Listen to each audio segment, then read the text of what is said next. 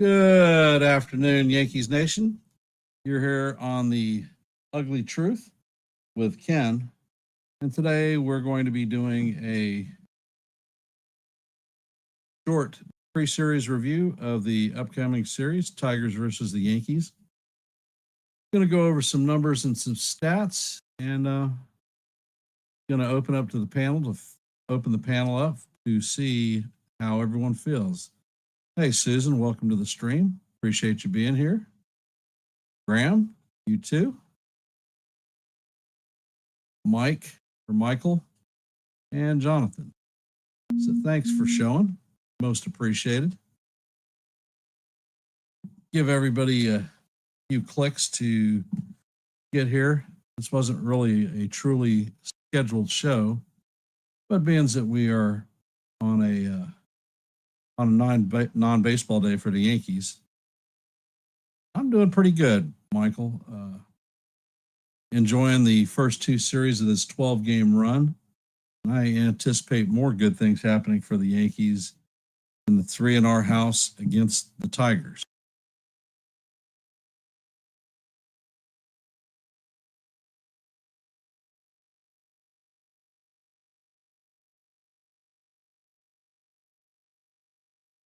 All right, Jonathan. I will drop the link shortly after I go over some items. Hey, Landon, how's it going? If you guys haven't, please hit the like button, share the channel out. And if you're not a member of the Yankees The Ugly Truth family and are watching in the background, please consider subscribing.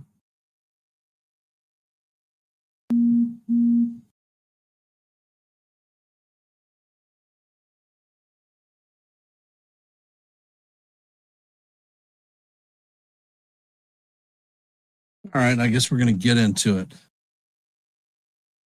Our 3-game set starts tomorrow. The pitching matchup, game one is going to be at 7:05. The Tigers are going to have Casey Mize, 13-5, with a 3.87 ERA, going up against Will Warren, 8-6, with a 4.28 ERA. That is going to be available on Yes Network. And I will be doing the play-by-play for that one. Game time is at 7:05, and I will be on at 7. Game 2 is going to have Jack Flaherty, 7-13, with a 4.85 ERA, matching up against Carlos Rodon, 16-7, with a 3.24 or 3.12 ERA. That one is going to be on Amazon Prime, and I will not be calling that game. I will be at my league bowling, so hence not able to call. I believe that Joe on NY Yankee Mania is going to be doing the play-by-play. When I get done with bowling, I will try to hop on with him and call the last couple of innings. Hey, John, welcome to the stream. And game 3. Hey, Salvador. Game 3 is going to be at 7:05 on the Yes Network. The Tigers have not identified their game 3 starter.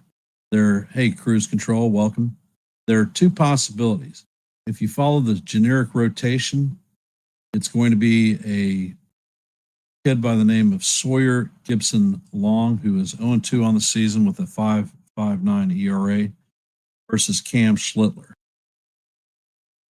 I have the sneaking suspicion if we take the first 2 games, or if we split the first 2 games, they're going to call on Tariq Skubal, their superstar number 1 pitcher, and another potential Cy Young candidate for this year.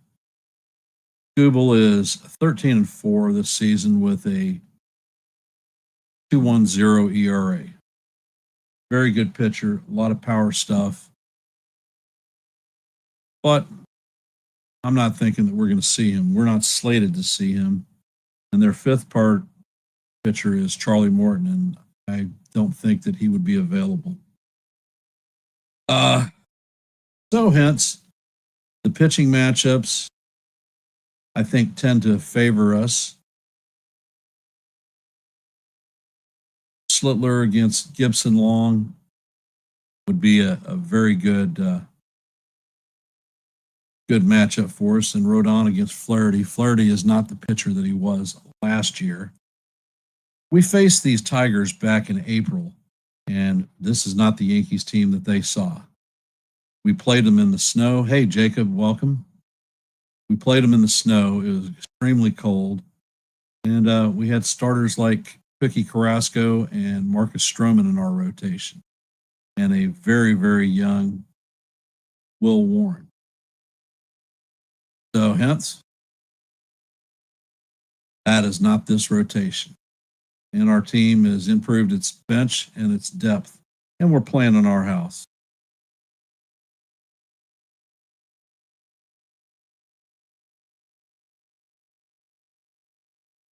Hey, Dover. Daver.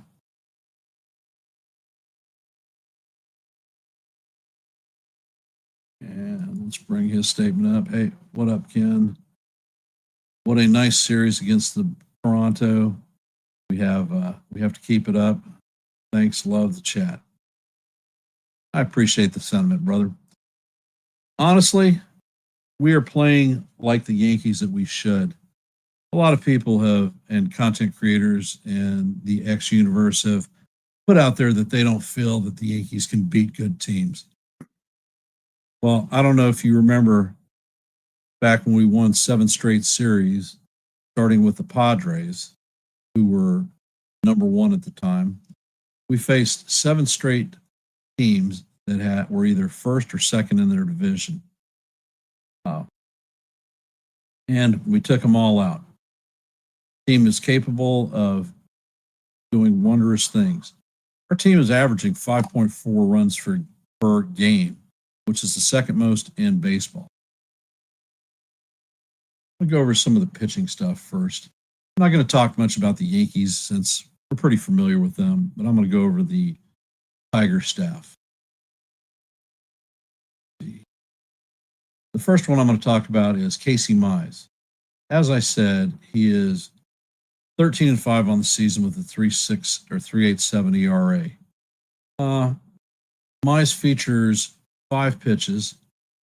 He has a 4-seamer that he throws at roughly 95 miles an hour, throws it about 34% of the time. He has a splitter that comes in at roughly 88 miles an hour, throws that 24% of the time.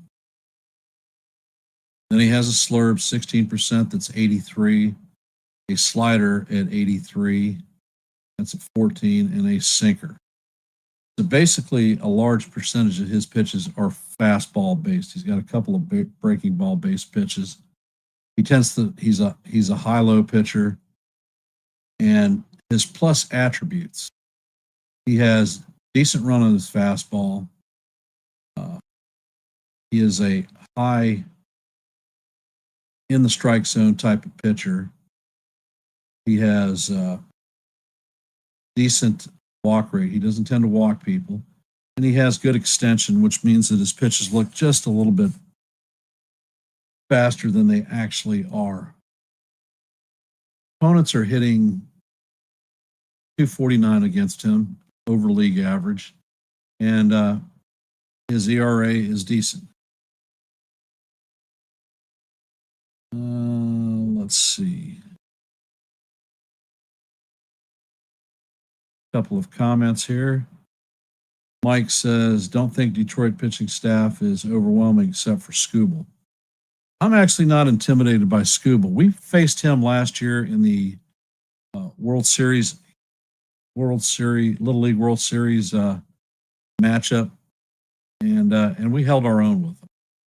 We ended up losing 3-2, but that was some bad defense. Our freaking moniker. We tend to blow games that we should win. And let's see. Daver. Are we going to play Volpe this series? Yeah, without a doubt. There's no doubt that he's playing.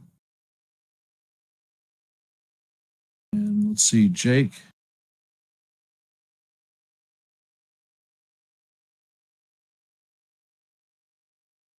Yeah, Jake, we didn't hit him in the series because we were playing in snow. It was in April, and this isn't that team. Let's see, Graham. Yep, it's in our house. And Susan.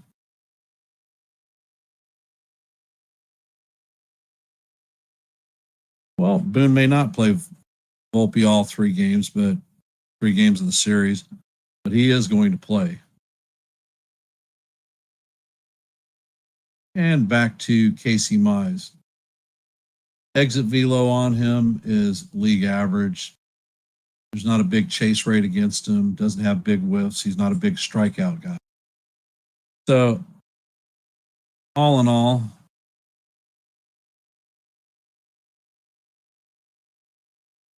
and Michael brings up another good point.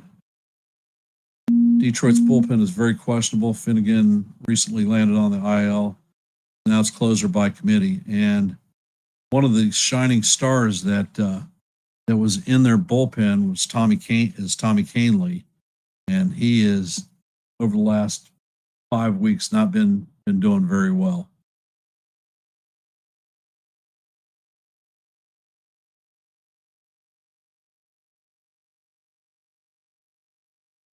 So Mize is their number 2 pitcher, and he's got some good markers. He's got some average markers. He is very hittable for our team, especially with the repertoire that he throws. And I think we'll be fine against him. The question for me in that game is going to be, which Will Warren do we see? If Will Warren is using his 2-seamer, keeping his breaking stuff from cement mixing in the middle of the plate, he'll be all right. Game 2, Jack Flaherty. This is not the Flaherty that we saw in the World Series and the man who was traded to the Dodgers. He is 7-13 with a 4.85 ERA.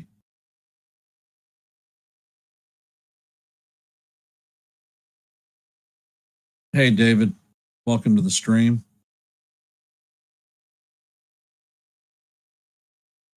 Flaherty features 5 pitches, 4-seamer, running about 93 miles an hour.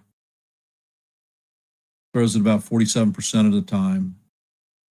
He has a curveball that he throws 26% of the time that comes in at 77 miles an hour. He has a slider that he throws 23% of the time, and it's in there at 85. Changeup is 85. He throws that only 3% of the time, so that's a throwaway pitch. And a sinker that he throws 2% of the time, and that comes in at 90. So he is not going to overpower this team whatsoever. And the key will be for the Yankees to have patient at-bats against him and not chase his junk ball. He is also another high-low pitcher. His plus attributes are he tends to strike a lot of people out. He's got I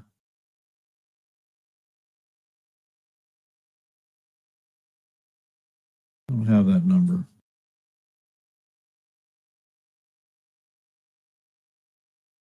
K rate. He's striking out about 27% of the batters that he's facing.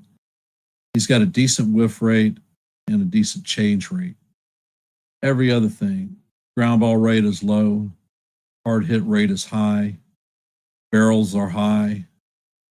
His fastball velo is in the bottom quadrant. Exit velo is above average. So he is very hittable this year, and I feel that the Yankees can definitely do some damage with him. And the matchup is going to be Carlos Rodon. I don't know what more has to be said. Yankee fans have been on this guy for 3 years, but I'm going to throw some numbers out. Over the last 2 years, guess who has the most wins in Major League Baseball as a starter? Anyone?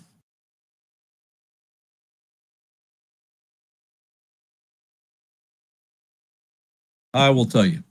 It is Tariq Skubal. Skubal has the most wins of any Major League pitcher the last 2 seasons. Guess who has the second most wins? You're right. It is Carlos Rodon. He had 16 wins last year. He has 16 wins right now. And when he lines up against the Tigers on Wednesday, he could go for the league leading 17 wins. In theory, he has 3 more starts and could possibly have a 20-win season.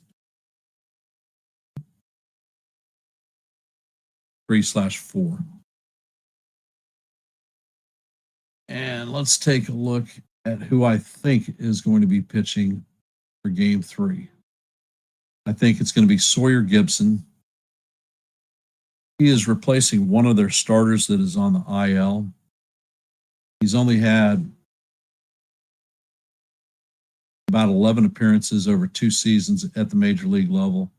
I believe he's actually a bullpen guy that they've stretched out to put in the rotation. Like I said, he is 0-2 on the season with a 5.59 ERA. He's got 23 strikeouts. For this young lad, he throws a 92-mile-an-hour four-seamer about 28% of the time. He throws an 82-mile-an-hour slider about 22% of the time. He throws an 84-mile-an-hour changeup about 20% of the time. A sinker that's running at 91 miles an hour.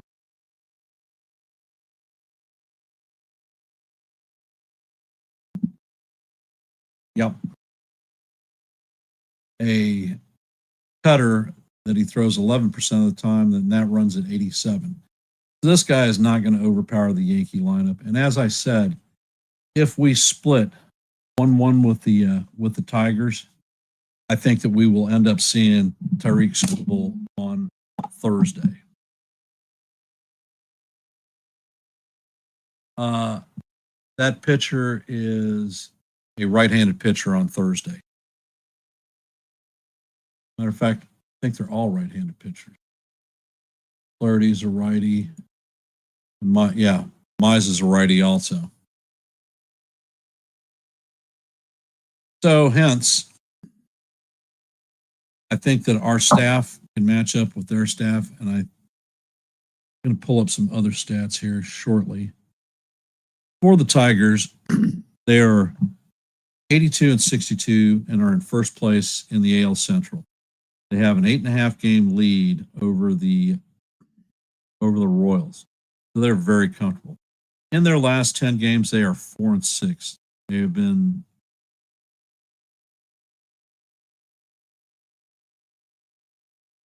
on a downward trend, and they're currently on a 1-game losing streak. When they are faced up against teams that are over 500, they're 45-36. They have a plus 87 run differential. And when they're playing away from home, they're 36-33. So they're just over 500 on the road. And like I said, they're coming to our house. Our New York Yankees, we're 80-63, 2 games out. We're on a 7-3 run in our last 10. We have a 2-game winning streak. When we face teams that have over a 500 record, we're 46-43. We actually have a better record than the Tigers do going up against greater than 500 teams. The Yankees' run differential is plus 140. The only team that is outscoring us in the major leagues is the Brewers. We are the number 1 scoring team in the American League, and it's not even close by significant numbers. The next closest is Detroit, and they're at 87. Big differential. And our home record is 43-29. We're second in the division, and we're 2 games behind the Blue Jays, who we just handled this past weekend. When we go to batting statistics, hey, Chef Nick, welcome to the stream. For all of you that are here, if you could, please hit the like button and share the channel out. If you're not a member of the Yankees The Ugly Truth family, please consider subscribing. The Tigers' batting average is .250. It's above league average, but they're 12th. Their runs, they've scored 695 runs, which puts them as 8th best in baseball, major leagues.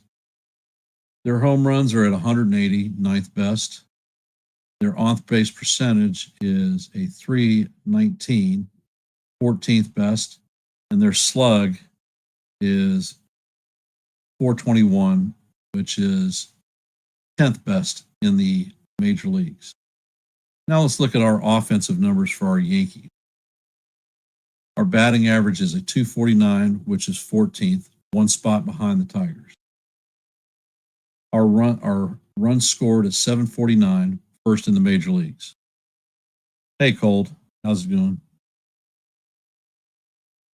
Our home runs, 243, first in the major leagues. On-base percentage, .330, third best in the major leagues.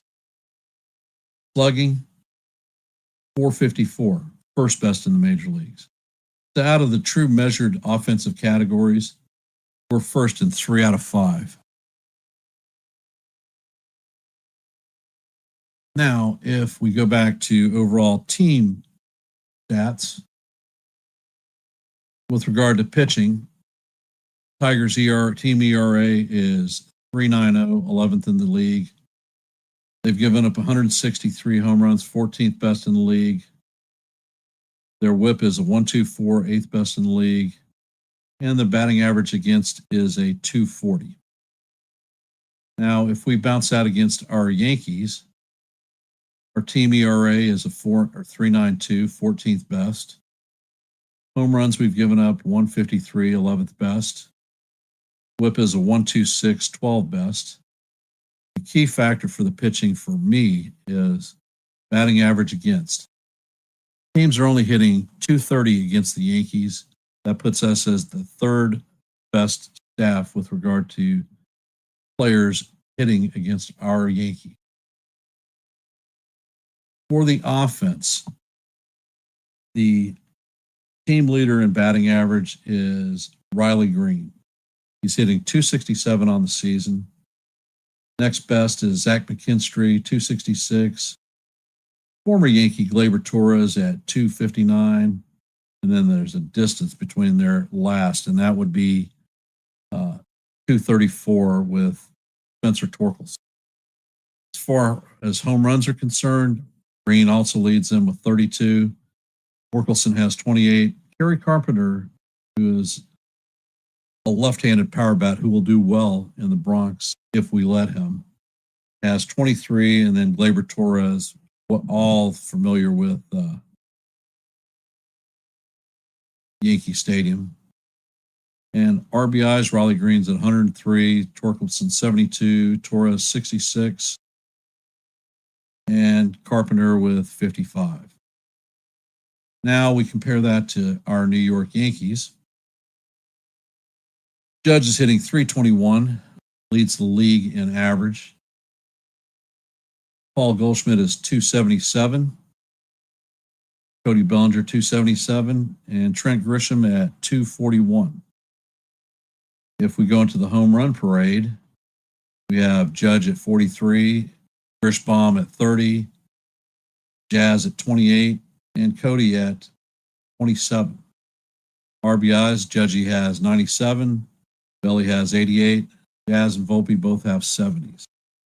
So, with regard to numbers and hitters, it looks like we have the edge there.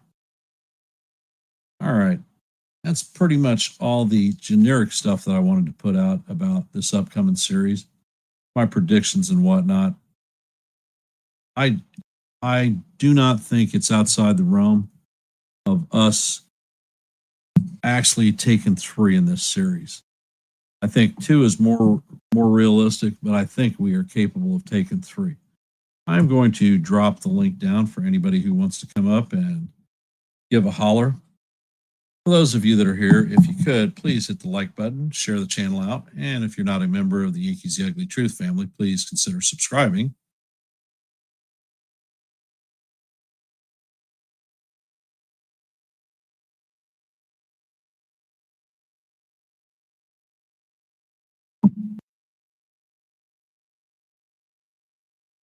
Programming notes at 8 o'clock over on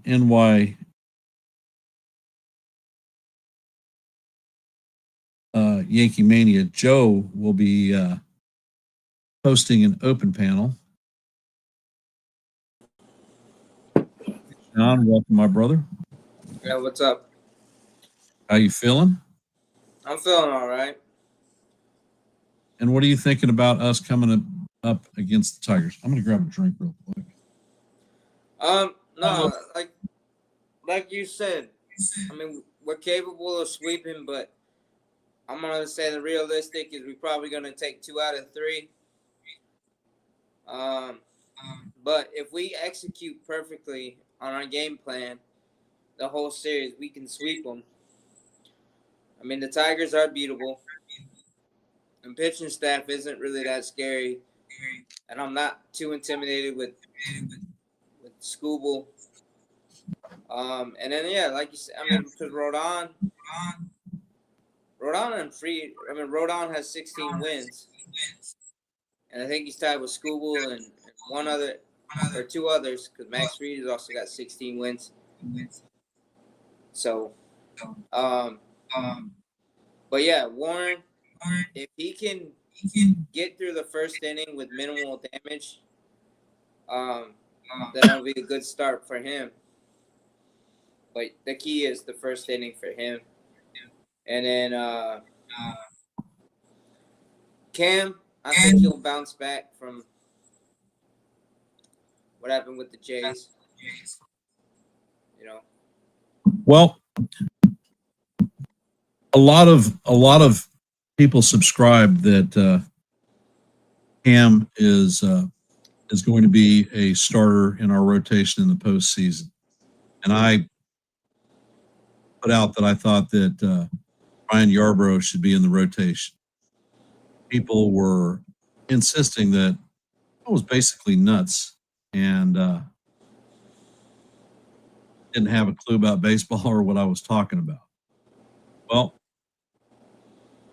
one of the points that I brought up when that discussion was going down is that I'll bring Jonathan up.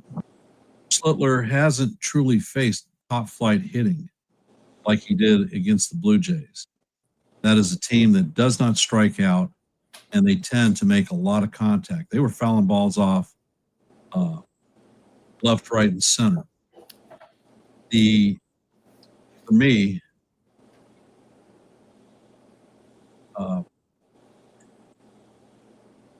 he had 40 pitches in the first inning. He only got 1 out in the second, and they kept making contact on his fastball.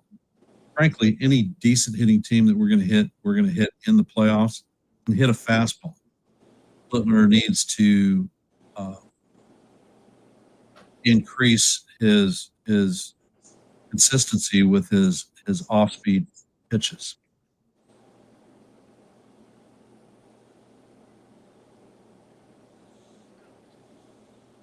I think Slipper did pitch against the Blue Jays last month, and he allowed 2 earned runs. Okay, and what do major league teams do? Major league teams make adjustments.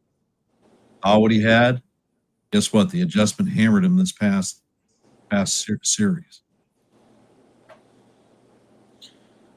Like I said, this last outing for Cam. That's gonna be growing pains for him. I mean, he's got to learn. Because I mean, think of it. We brought him up out of the minors, out of necessity, because of all the injuries to our starting rotation, and the fact that Carrasco Yarrow got hurt, Carrasco underperformed, and Stroman underperformed. So we had to bring up Warren. Well, Warren was out of spring training, but we had to bring up Cam. Well, if you think about it, from the opening day, I think we only have 2 starters from that was on the opening day in the opening day rotation. And that would be Rodon and Freed. Rodon, Freed. No, actually, Freed. Warren was in our opening day rotation too. He was on the opening day rotation. Yes, he was. Because remember, Schmidt was hurt in spring training. Schmidt was hurt, yes. Schmidt, I remember Schmidt now. Yeah. Schmidt, I think along with Cole, Schmidt has been the biggest loss of the rotation. If we had both those guys fully healthy, I think we'll be running away with the East. And if Heel can actually stay healthy, he'll be a force to reckon with. But you're losing Schmidt and Cole. That's probably at least 32 wins right there. Minimum.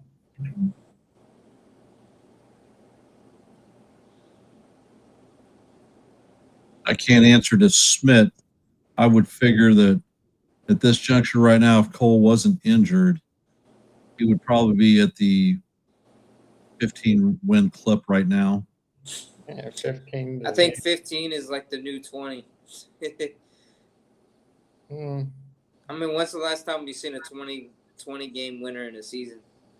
Well, we had one not too long ago. I think Cole had 20 wins. But the thing that you have to remember, nowadays, the way that they do load management rotations, starters are only getting 32 starts a year. So for you to have a 20-game winner it's gonna be a pitcher who is having a special season. Yeah.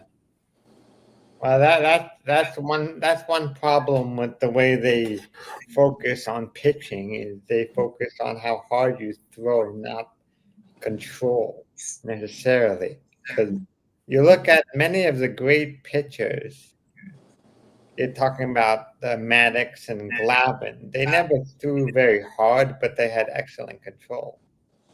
Of course. But then, you had the Rocket, and then you had Nolan Ryan. Yeah, but Beat a Blue. I understand you had people who could throw hard that also had. In terms of the future of pitching, protecting pitchers long term, honestly, if it was up to me, I would like to teach pitchers how to have better control and not throw so hard rather than throwing as hard as you can. I know that's not the way baseball has gone, but I think that's the way baseball should go for the protection of the pitching arm. Oh, yeah. I mean, you look at how CeCe, it prolonged his career, besides losing some of that weight. Throwing another pitch?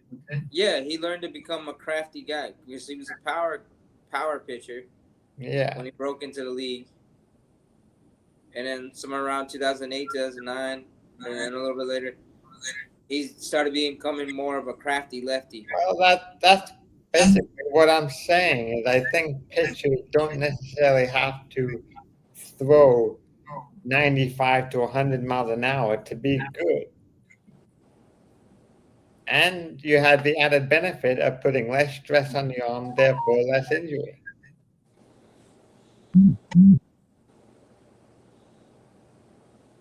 Well, development for the pitchers starts at the high school level.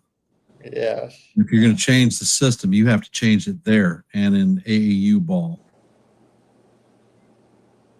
And in the under 18 league. If you look at the metrics that they use to evaluate pitchers nowadays, a pitcher like Greg Maddox wouldn't even gotten a second look. No. But I think that's a mistake. Well, I'm not saying it's not. However, that is baseball today. I understand that. I don't have to agree with it, but I understand it. And for the most part, I do disagree with it. Well, going away from pitchers, how are you feeling about this upcoming series against the Tigers? How do you think we fare? I have. I'm a little worried. I think the Tigers will give a good challenge. Will be a big challenge to the Yankees. However, if we can get the Scooble early, and if we can beat Scooble, I think that sets a tone Well, for the right rest. now we're not slated to face Scooble at all. Yes, yeah, we're not facing Scooble. Who are the pitchers we're facing? Casey Mize, Guys, Jack Flaherty, and they haven't And QB identified their, Sermon. their game 3 starter. If they follow the rotation, it's going to be Sawyer, Lipsum. Smith. there was. I heard some talk. I don't know how true it is, but there is talk about Scooble starting the last game. Yeah, they would pitch him on 4 days rest if he starts the last game of the series. Yeah. The only instance that I could see them doing that is if we had split with them 1-1, and they were in the going first to the or if we win the first two. if we win the first 2, I don't think that Slittler comes in or Ooh. Scooble comes in there.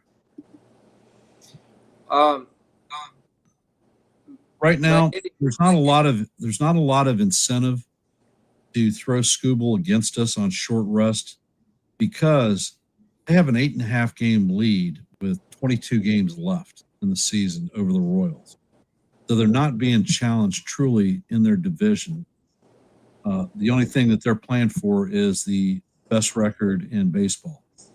And after the Tigers leave the Bronx, they're heading to Miami to play the Marlins. Right.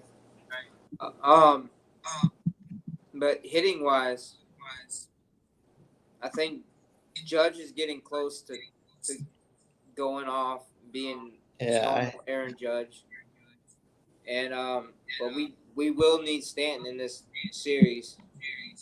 The question is, are we? Do you see Judge in the outfield at any point in this series? Maybe one game, maybe 2. Yeah, I do see him in the outfield in this series for a couple of games.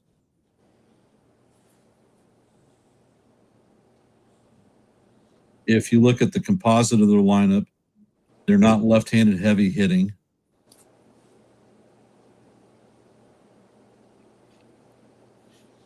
But yeah,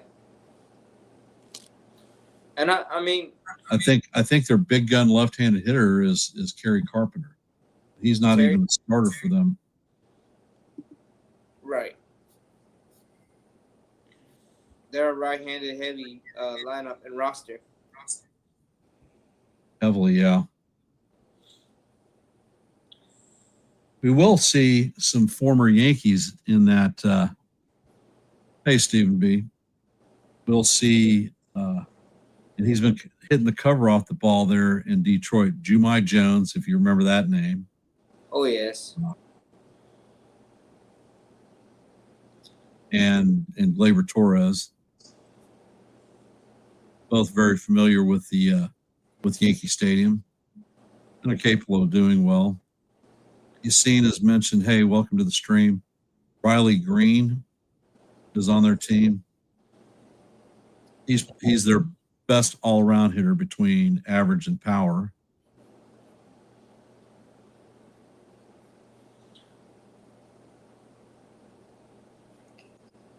Well, it's not going to be an easy series, that's for sure. No series is easy, but the things that you have to look at, they're coasting. They're not in a must-win situation. We've been playing playoff baseball for almost 3 weeks now. Right. Yankees lost a 7-game lead. Yeah, we did lose a 7-game lead. Now we're 2 games back, and honestly, if we take it to the Tigers this series and pull at least one against Boston, we could be in competition for the top 2 records in the AL East if we pass Oh yeah. the Jays. Well,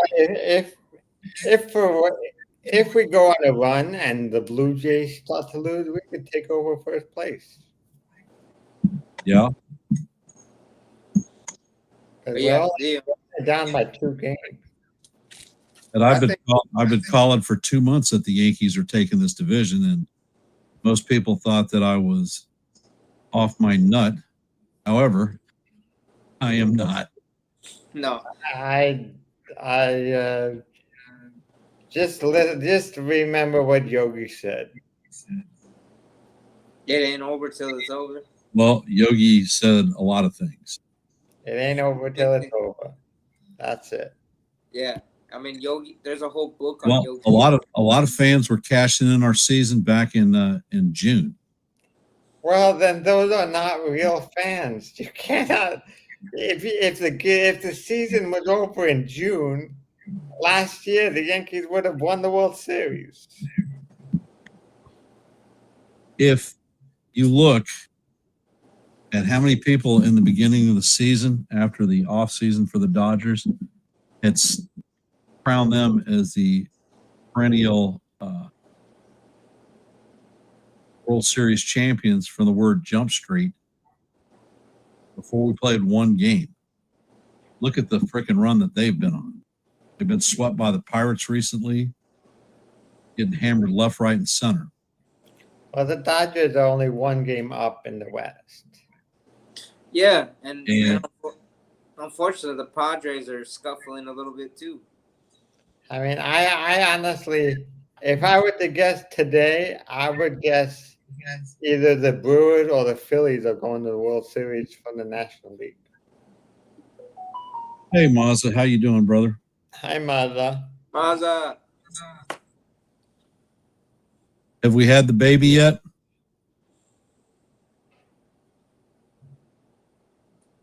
Yeah. Well, she was due today. Really? And welcome Mike Mazza. If Express. yes, the baby happened. So how is she doing and how's Mama doing? Congratulations, brother. Congratulations, Mazda.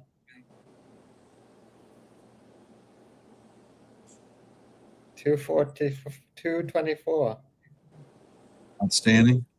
4.5 hours ago. Congratulations, Mazda. Yes, sir. Now the next adventure continues. Oh yes, congratulations, there, Mazza.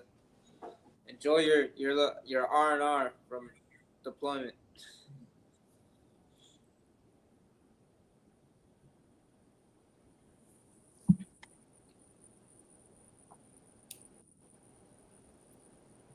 All right. I don't know what that means. Cool shovel. Coal shovel. Coal shovel. Back in the old days, Mike's a Navy guy like myself, and Yeah, that used to run the ship. Yeah. steam and coal. Yeah, I remember seeing that in the movie Titanic. Yeah. Yeah. Well, we used them for a long time. That's the way you did the boilers. Programming notes. Tonight, since the Yankees are not on the hopper for a game, at 10 p.m., I'm going to be calling the play-by-play for the Red Sox versus the Athletics there in Sacramento. Anyone who wants to listen to a little bit of baseball, come on board and say hey, drop a like, and listen to some games. Hopefully the A's take it to the Red Sox like they've been doing to other teams, and they help us out a little bit. Graham, you might think I'm younger than I look.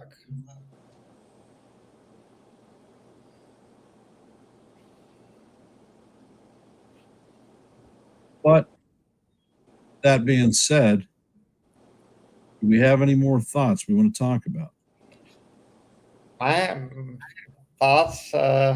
If who are the next? Do you know who the next three starters are after starting against the Tigers? What do you mean, our starters? Yes. We got Warren, Rodon, Are and Cam. going to be Warren, Rodon, and Schlittler. Warren, Rodon, and Schlittler. So, what are you thinking of? I think Warren will be the big test. What do you think Warren goes? Do you think he's a fit for this rotation long term, or is he just a fill in for somebody? Because I think right now he's probably a fifth starter, but going forward, if there is someone better, I think he could be replaced. What do you see his future with the Yankees? I would not be surprised to see him get moved in the offseason. Yeah, because Yeah, starting next year, when Cole comes back, I think the rotation is set without Warren. yeah. I mean, I see Warren getting moved. Actually, I don't see Schlittler in the rotation next season either. Don't No. really. I think he earned his spot. Well, Developmentally, he is essentially a one-pitch pitcher right now. He's not there. Well, he needs to. If he develops a second and a third pitch in the offseason, he could be. well, okay. If is a big way from actually developing. Yeah, Right. he needs more time. Right now, he's over relying on that cutter. Well, his go-to pitch is the four-seamer. Right. He is throwing a curveball that he has little to no control of. Right. And then he has that cutter that he goes to, essentially a two-seam fastball. But the problem is a lot of the hitters are setting the cutter. Well, that's what he has to work on in another pitch. If he gets another pitch, I think he has a bright future. But what would it be? He will develop another pitch, but it's not going to happen overnight. Right. And learning on the fly at the major leagues is not the place to do it. No. I mean, you look at Rodon. He incorporated the changeup in the offseason. Well, next year we have a lot of thinking to do. Next year we have a bunch of pitchers we need to protect from the Rule 5 draft. The top two is Cruz and Hampton, along with Lalane and one other that there's four big pitchers available from the Yankees. Lalane and what's the other guy? I could say the Yankees moving Lalani in the offseason too. Maybe, because I don't know. They have too many players for the to protect in the 40-man. They have to move one of them, or he's gonna be gone. Because Jones, definitely, Lalane and Hampton and Cruz. Those are the three pitchers I'm thinking about, along with Brock Selvick. So, Are you talking Dennis Spencer Jones? Spencer Jones needs to be protected. No. Dennis wrote, you guys starting to think of Jones as a bust? No, I don't think he's a bust. No, I mean, that's to be determined. No, I think he's a great. Susan, I expect Cole to be back in May or June of next year. Yeah, I think he'll be back in May. Yeah. Yeah, I'm He thinking. started his throwing program in August. I think he's gonna be doing. I think Hampton will be picked up in the Rule 5 draft if we do not protect him.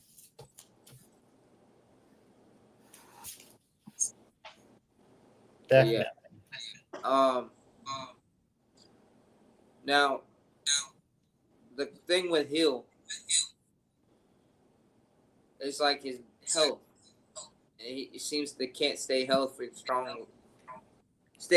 for long periods of Well, time. do you see Hill getting traded? Do I see him getting traded? Yeah.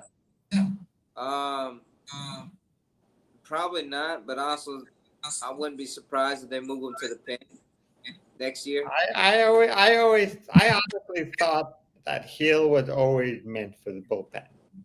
I thought he had a very, his control is not there, but he would be very good in 1 or 2 inning situation rather than 5 or 6.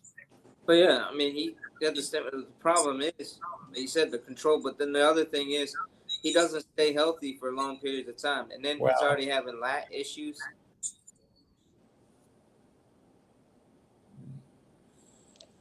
Dominguez is possible getting traded, but I think they like him enough to keep him. But I could see him getting traded in the right trade.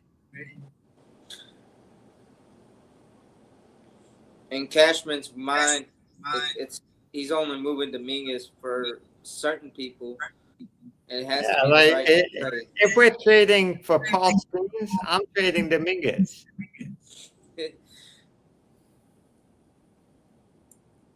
I'll give you Dominguez, Jones, and Chase Hampton, and another pitcher. But also you see, you think Big G's gonna go off on a tear? He likes the off season. He likes the playoff. I could see him getting more focused in towards the. I could see him going on a tear. Yeah. Based on what he did last year, I mean, the pitchers are probably going to be more prepared. Just remember that. But I could see him against the pitcher that doesn't know him very well. I could see him going on a tear. Oh yeah, but I mean, when Big G is in that unstoppable mode, it doesn't matter who the pitcher is or what you throw to him.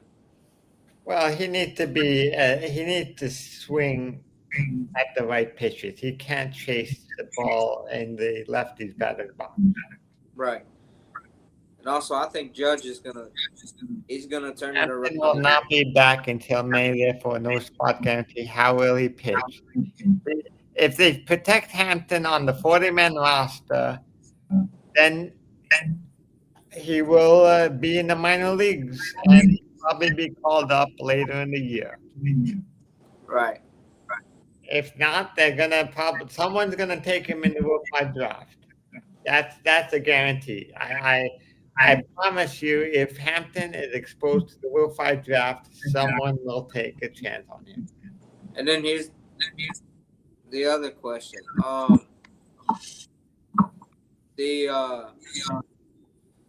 We're gonna need a first baseman next year. Rumfield. Rumfield. I think Rumfield is the first baseman next year. If we do not sign Bellinger. Oh, I think we're gonna re-sign Bellinger, but we're probably gonna keep him in the Well, Graham, that's your opinion. You're free to have your own opinion. It might be different than me.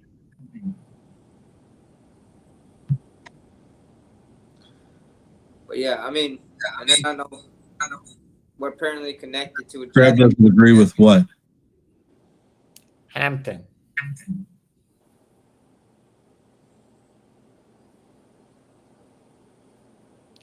Yeah, I saw what Jason put out. He said there might be a Japanese pitcher available.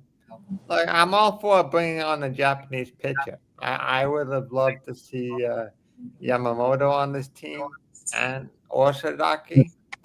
But I don't want a Japanese pitcher whatsoever. no. Nope. Why? For me, if you look historically, within their first 2 seasons, they end up with a real injury. Their workload is not consecutive with regard to ours. They're a 1 day a week pitcher based off of their performance. Their ball is lighter than the one that we throw in the major leagues. And you saw Yamamoto last year down for a significant period of time. This year, Sasaki. Don't forget Kodai Senga. The only Japanese pitcher that has not gone down with an injury was the one that I wanted in free agency, and that was Kota Imanaga. Yeah, he's the one. He's one that I wanted as well. As soon as they didn't get Yamamoto, I wanted Imanaga. Or and then the ever wandering traveling guy, you say Kikuchi, you say Kikuchi. Seems to in the Yankees' butt. Stay healthy.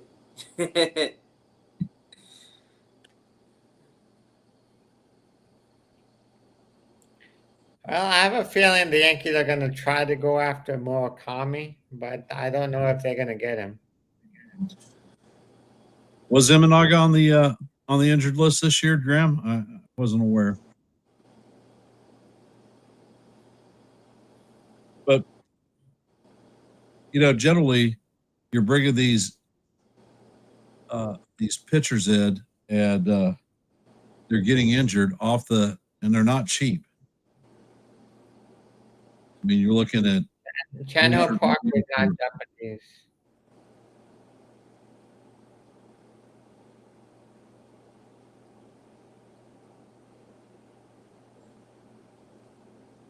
Okay. All right, folks. We are approaching the 1 hour time frame on this show, and I'm going to go ahead and shut it down. I appreciate everyone hopping into the stream, and if you could, please hit the like button. Share the channel out, and if you're not a member of the Yankees the Ugly family, please consider subscribing.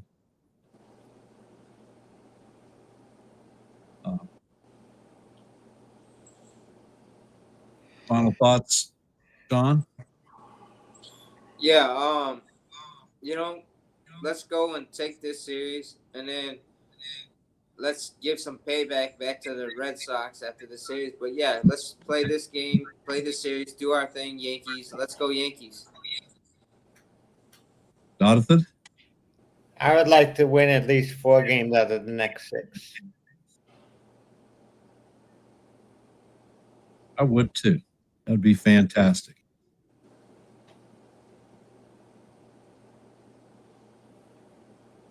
I'm going to end with let's go Yankees, and we'll see you in the funny papers. Hopefully we see you in the play-by-play tonight.